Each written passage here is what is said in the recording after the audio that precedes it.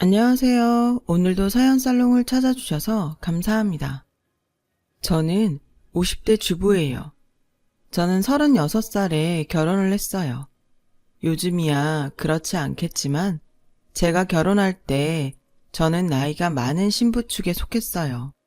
윗동서도 저보다 나이가 한참 아래였죠.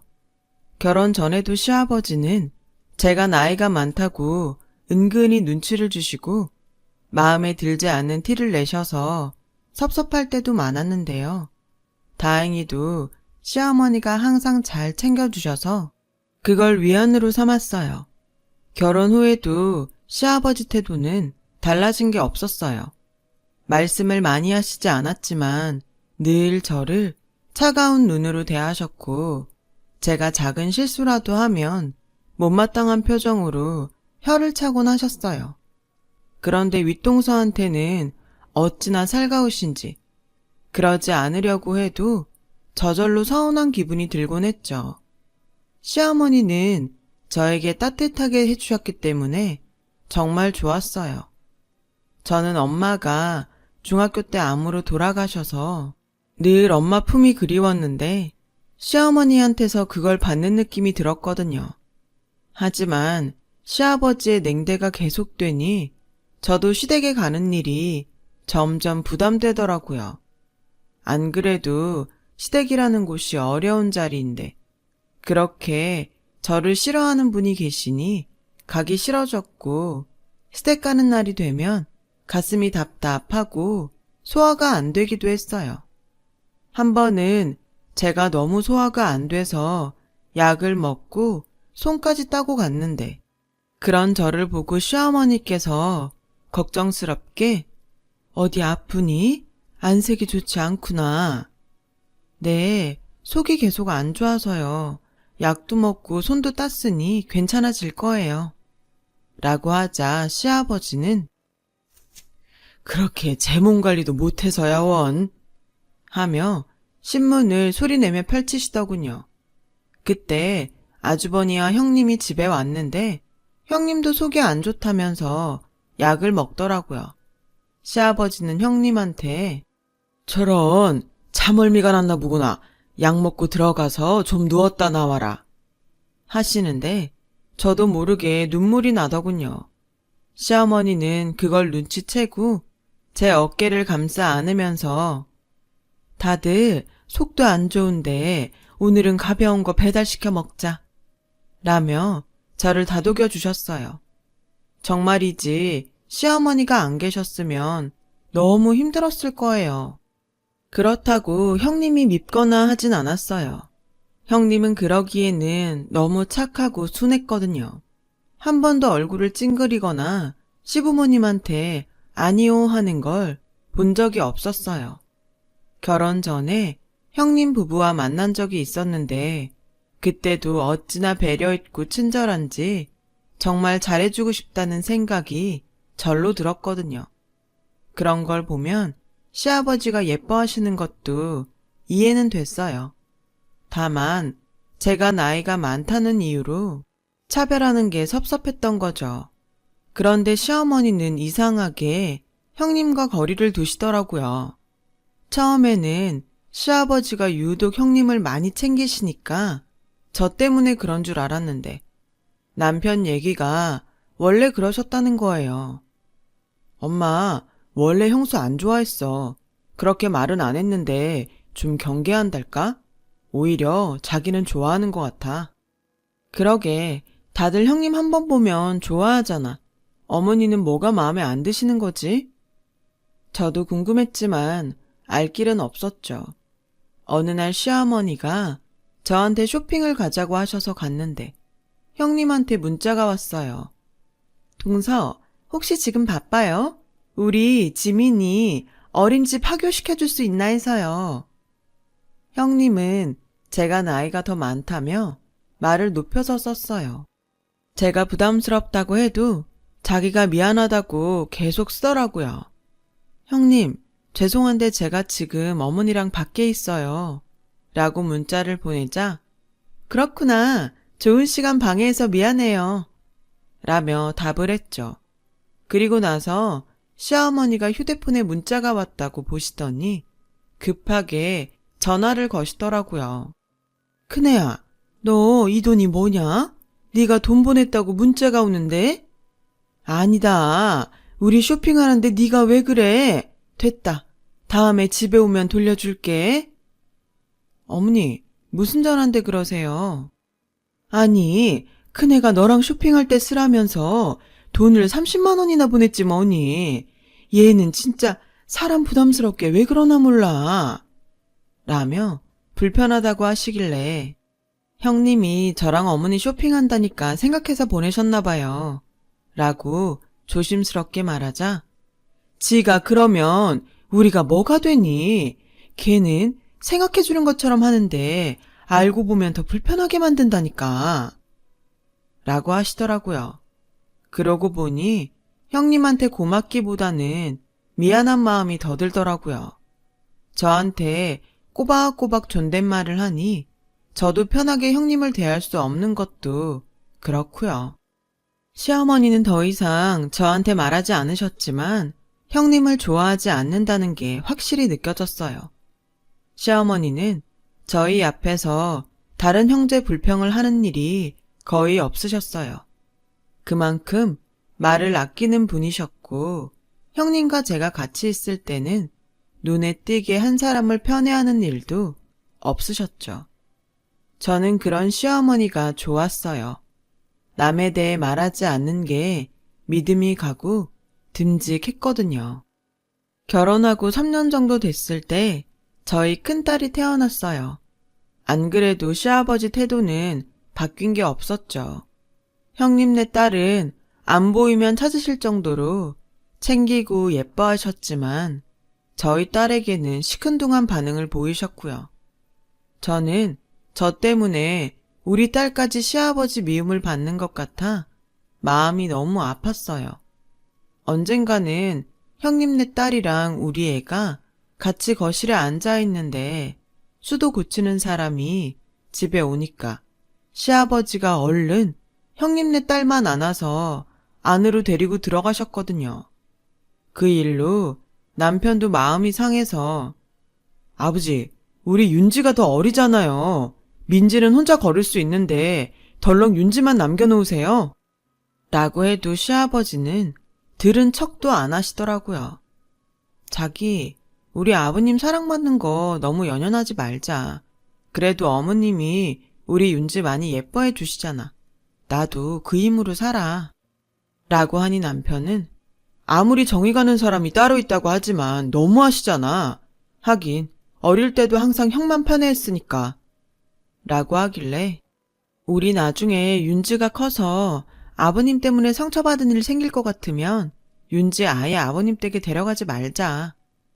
그래, 그러자. 그런데 저 우리만 받으면 됐지. 우리 딸까지 상처받게 할 순 없지. 라며 서로를 다독였어요. 하지만 그런 일은 생기지 않게 됐어요. 그토록 건강하셨던 시아버지가 갑자기 뇌졸중으로 쓰러지신 거예요. 다행히 병원에 빨리 가서 응급조치도 잘 받으시고 후유증도 많이 없었는데 그 이후로 자꾸 시름시름 앓으시더라고요. 그래서 저와 형님이 번갈아 가면서 시아버지 병간호를 했는데요. 저는 아무리 해도 형님을 따라갈 수 없었어요. 진짜 비싸고 구하기 힘든 영양제에서부터 그때는 잘 없었던 산삼배양액까지 가져왔고요. 매주 다른 꽃을 가져와서 꽂아놓고 시아버지가 먹고 싶다고 하는 게 있으면 어떻게든 사오더군요. 저도 꽃도 가져가고 음식도 준비해서 갔지만 그 정성을 따라갈 수 없었어요. 시아버지가 입맛이 까다로워서 찾으시는 것도 시중에서 안 파는 게 많아 저는 찾아보다가 포기하는데 형님은 어떻게 그렇게 구하는지 대단하다고 생각했죠. 그런데 한 번은 시아버지가 갈비찜이 먹고 싶다고 하셔서 제가 갈비찜을 해간 적이 있었거든요. 그 얘기를 못 들은 형님이 직접 섭산적을 만들어 오셨는데 정말 보기에도 예쁘고 고급졌어요. 시아버지는 제가 해온 갈비찜은 안 드시고 형님 섭선적을 드시고 만족하셨죠. 그런데 시어머니가 반찬통 밑바닥에 붙은 랩을 보시더니 내가 이럴 줄 알았지. 아니, 그냥 샀으면 샀다고 하면 될 것을. 라고 혼자 말을 하시며 통을 버리시길래 나중에 보니까 거기에 땡땡 백화점 섭선적이라고 바코드 표가 붙어 있는 거였어요.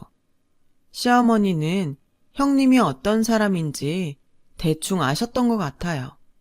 그래서 처음부터 거리를 두셨던 거고요. 아무튼 시아버지는 형님의 극진한 간호를 몇 년간 받으시다가 폐렴이 악화되셔서 돌아가셨어요. 시아버지가 돌아가신 건 슬픈 일이었지만 저희 부부는 또 한 번 상처를 받았는데요. 시아버지가 부동산에 현금에 재산이 좀 있었거든요. 그 재산의 80%를 형님네에 주신 거예요. 저희는 지방에 있는 땅을 조금 물려받았고요. 나머지는 어머님 몫이었죠. 오죽하면 시어머니가 변호사한테 어떻게 이렇게 하는데 자기한테 알리지 않았냐며 화를 내실 정도였으니까요. 저와 남편은 마음이 상했지만 시어머니를 위로했어요. 어머니, 저희 괜찮아요. 저희가 벌 능력 없는 것도 아니고요. 지금까지도 저희 힘으로 살았는데요, 뭘. 그래, 엄마. 이 사람 말이 맞아. 그리고 엄마도 신경 쓰지 말어. 저도 남편 말처럼 시어머니한테 고마웠어요. 시댁 집안 어른 중에 저를 아껴주는 사람이 있다는 게 너무 든든했으니까요. 사실 형님네 가족과 저희 가족은 친하기 힘들었거든요. 아무래도 형님네가 시아버지한테 편애를 받으니까 저희가 마음을 터놓고 가까이 지내기 어렵더라고요. 그리고 언젠가부터 아주버님도 저희를 은근히 무시하셨고요.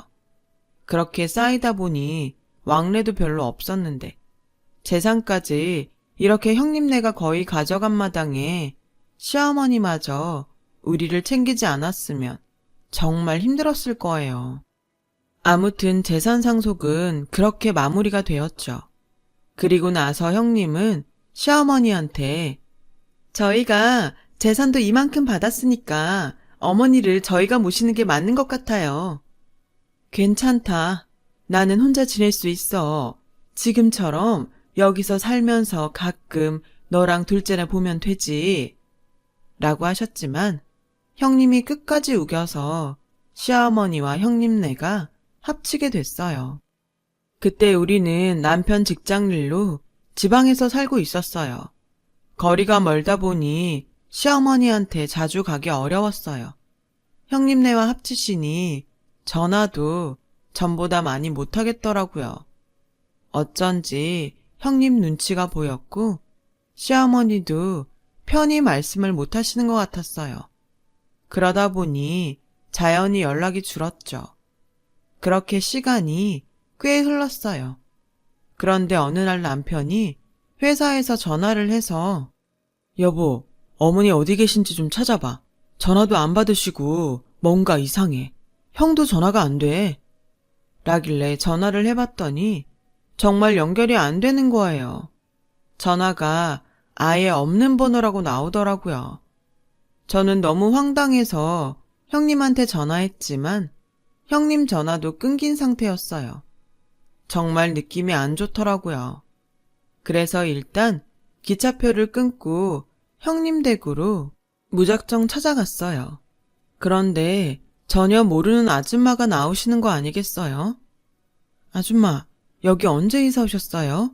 여기 원래 살던 사람들 모르세요? 나 여기 이사 온 지 석 달 좀 더 됐는데 여기 살던 사람들 외국 나간다고 하더라고요. 그럼 그때 혹시 할머니 못 보셨어요? 저희 시어머니거든요. 할머니요.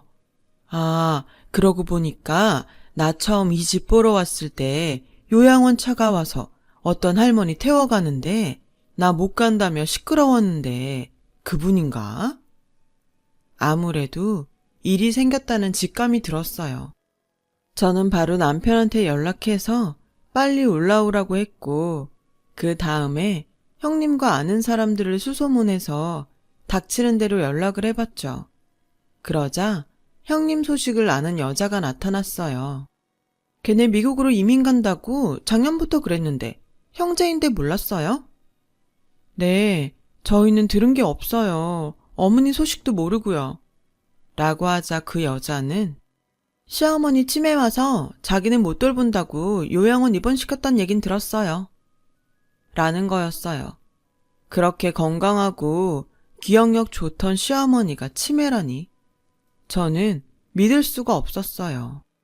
저는 남편이 올라오자마자 이사 온 사람이 봤다는 요양원부터 찾아갔어요.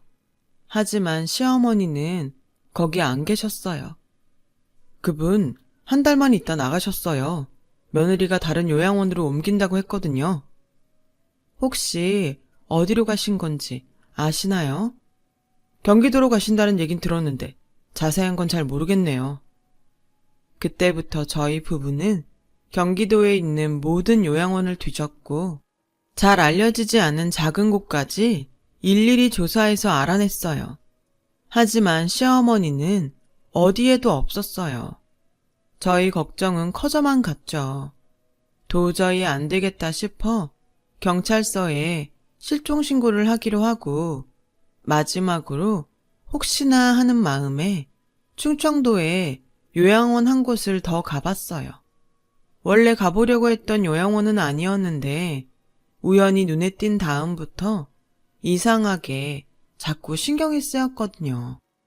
그랬더니 거기 안내 데스크에 있는 분이 아, 이분 얼마 전에 들어오셨는데 아드님이란 분이 6개월치를 한꺼번에 주고 가셨어요.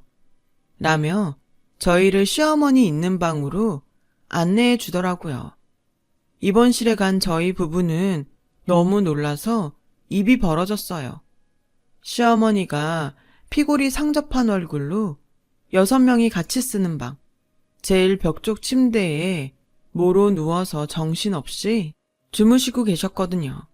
어머니, 어쩌다가 여기 이러고 계세요. 저희 왔어요, 어머니. 제가 펑펑 울면서 어머니를 부르자 남편이 저를 달랬죠. 요양사는 시어머니가 우릴 못 알아볼 거라고 하더군요. 그러자 남편이 그럴 리 없어요. 우리 엄마 6개월 전에 봤을 때도 멀쩡하셨다고요. 그랬어도 지금은 치매가 오셔서 라고 안내원이 말하는데 청욱이냐? 라는 시어머니의 힘없는 목소리가 들리는 거였어요. 저희가 어머니를 부르며 다가가니 시어머니는 금세 다시 잠이 드셨어요. 요양원에서 안정제를 준다는데 그걸 먹고 계속 주무시는 것 같았어요. 시어머니를 퇴원시켜서 바로 집으로 모시고 와 큰 병원에 가서 검사를 했죠. 뇌 MRI상으로는 치매 소견이 안 보인다는 말을 듣고 저희는 일단 안심하고 집으로 왔어요. 그런데 시어머니가 말을 한마디도 못 하시는 거였어요. 다시 병원에 가보니 아무래도 충격 때문에 그런 것 같다며 시간이 필요하다는 말에 저희 부부는 형님 부부한테 분노했어요. 어떻게 사람이 이럴 수가 있냐? 형은 뭐야? 형수는 그렇다 치고 자기는 자식인데. 와, 정말 인간도 아니야. 진짜 그렇게 잘할 때는 언제고 이건 아버님 돌아가시고 재산 받으니까 어머님 집까지 차지하려고 한 거잖아. 어떻게 이러냐? 어머님 사실 곳은 남겼어야지. 내가 시집 와서 어머니 안 계셨으면 어떻게 버텼겠어. 우리 형님네 찾지 말고 우리가 어머니 잘 돌봐드리자. 그 사람들 그깟 돈 가지고 자기들끼리 잘 먹고 잘 살라 그래. 여보, 정말 고마워. 라며 남편은 제 손을 꼭 잡았어요.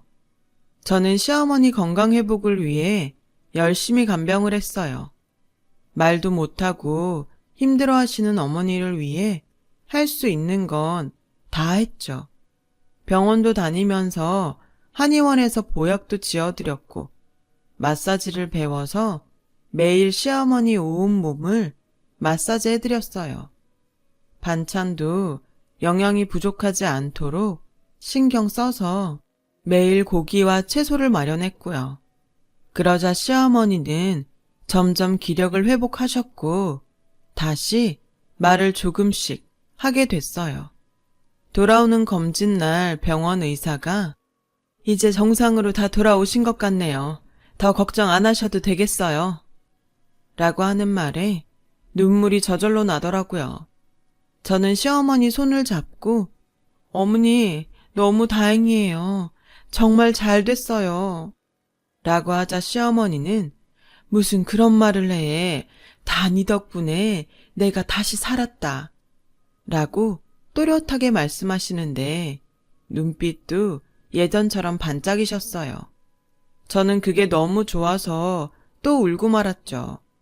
시어머니는 그런 저를 안고 계속 고맙다고 하셨어요. 그날 저녁에 남편이 퇴근하고 오자 시어머니는 저희를 부르시더니 이거 니네 몫이다 라며 서류를 내미시는 거였어요. 엄마, 이게 뭐예요? 내가 너네 앞으로 해놓은 거야. 남편과 같이 서류를 보니 주식하고 예금에 작은 건물 하나가 저희 앞으로 되어 있더라고요. 시어머니는 전부터 형님이 사근사근한 게 어딘가 어색하다고 생각해서 조금 알아보셨다고 해요. 형님은 전에 근무하던 병원에서도 여러 의사들과 사귀고 헤어지기를 반복했다는 거예요. 그러면서 남자들한테서 돈을 좀 챙겼던 것 같은데 정확한 증거는 없었다고 해요. 시어머니가 아주버님 결혼 전에 그런 얘기를 했지만 아주버니는 들으려고도 하지 않았다고 하네요. 시아버지도 착하고 말 잘 듣는 형님을 좋아했고요. 결국 결혼을 시키긴 했지만 형님이 좋아지진 않으셨대요. 그렇다고 내 자식으로 들어온 아이를 무턱대고 미워할 수도 없고 나도 참 힘들었다.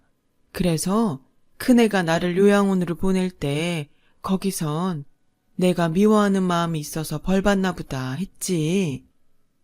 시어머니는 시아버지가 돌아가시고 분명히 형님이 남은 재산도 탐을 낼 것 같아서 미리 준비를 하셨대요.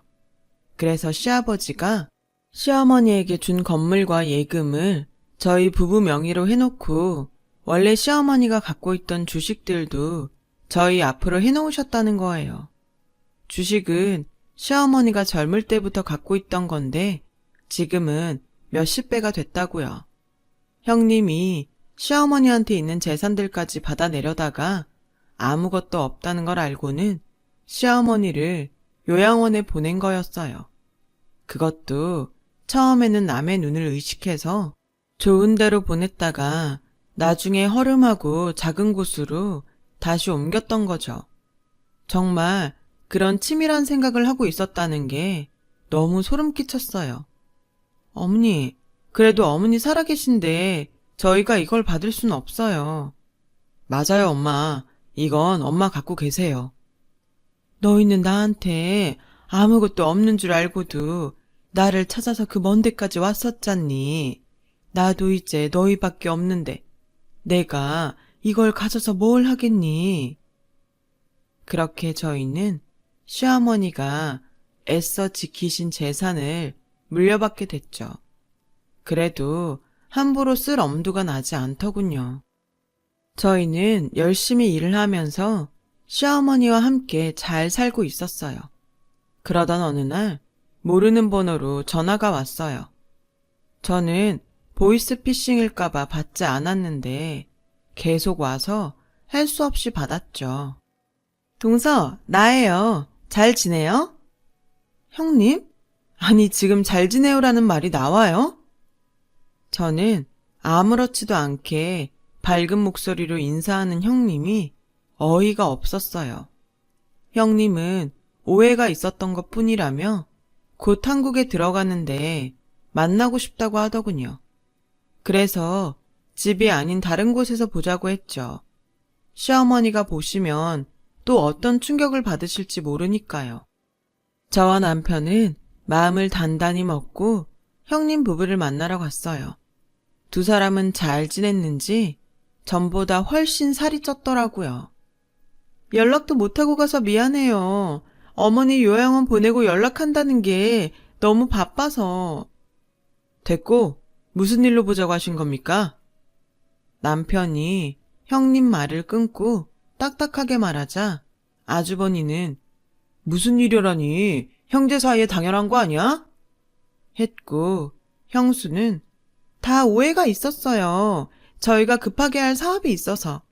그래서 말인데 우리 사업에 투자를 좀 해줬으면 좋겠어요. 형님이 생글거리며 얘기하는데 너무 얄밉더라고요. 얘기를 들어보니 그 사업이라는 게 건강식품 다단계였어요. 지금 두 사람이 자기들 밑으로 회원들을 늘리느라 계속 돈이 들어가는데 조금만 더 하면 되니까 곧 수익이 나서 투자금을 돌려준다는 거였어요.